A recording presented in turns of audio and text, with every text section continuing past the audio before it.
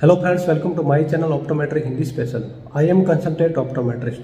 तो मैं आज इस वीडियो में आपको बताऊंगा कि अगर आप एक ऑप्टोमेट्रिस्ट हैं और आप इस फील्ड में नए हैं और जब आप एक पेशेंट का रिफ्रैक्शन करते हैं तो आप रिफ्रैक्शन अच्छे से नहीं कर सकते हैं और आप ऐसी कुछ गलतियां छोड़ देते हैं या फिर आप जो स्पेक्स की पावर है वह सही से नहीं दे पाते हैं, तो उसमें पेशेंट को भी प्रॉब्लम आती है और आपको भी प्रॉब्लम आती है।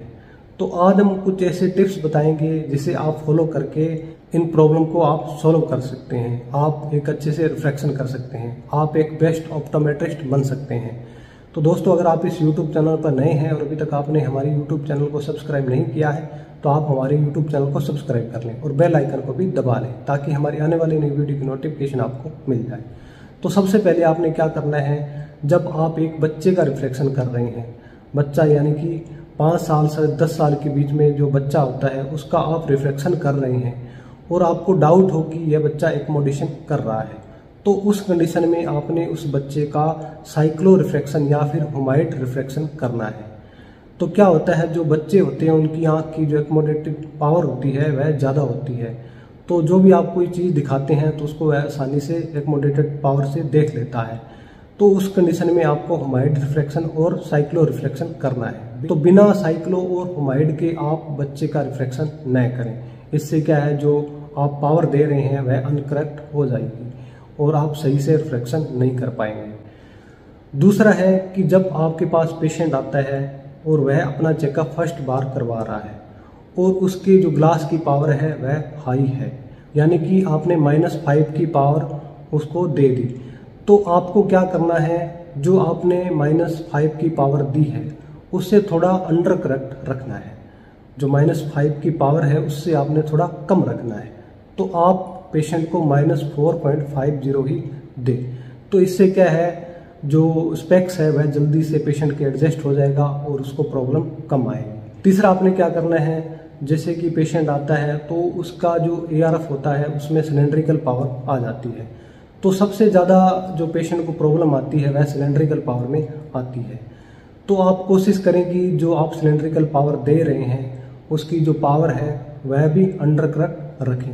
अंडर करेक्ट रखने से पेशेंट को प्रॉब्लम कम आती है। तो आप क्या करते हैं, जो पावर होती है उसको ज़्यादा दे देते हैं, सिलेंडर पावर ज़्यादा दे देते हैं। तो सिलेंडर पावर से उसको बहुत सारी ऐसी प्रॉब्लम आ जाती है, जैसे कि हेडेक है, आई एक है, उल्टी जैसा महसूस होना या फिर कोई चीज़ तिरछी दिखाई देना। तो इस तरह की प्रॉब्लम एक सिलेंडर पावर में आ जाती है। तो आप सिलेंडर पावर को अंडर करेक्ट रखें। और आप क्या गलती करते हैं, सबसे बड़ी आप गलती करते हैं कि जैसे आपने किसी पेशेंट का ARF किया और ARF के अंदर जो पावर आई है वही पावर आप पेशेंट को दे देते हैं।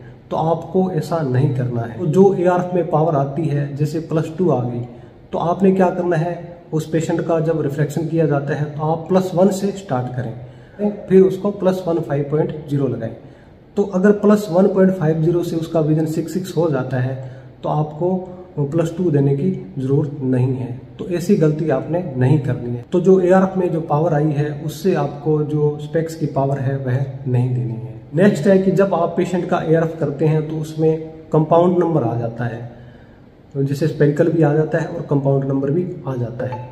तो जब आप रिफ्रैक्शन करते हैं तो सबसे पहले आप कोशिश करें कि उसका विजन स्पेरिकल से करेक्ट किया जाए। अगर स्पेरिकल पावर से उसका विजन 6.6 हो जाता है तो आपको सिलेंडर पावर देने की जरूरत नहीं है। नेक्स्ट है कि जब आप एक नियर का रिफ्रैक्शन कर रहे हैं, नियर की पावर पेशेंट को दे रहे हैं, तो सबसे पहले आप उसकी डिस्टेंस की पावर का करेक्शन करना है।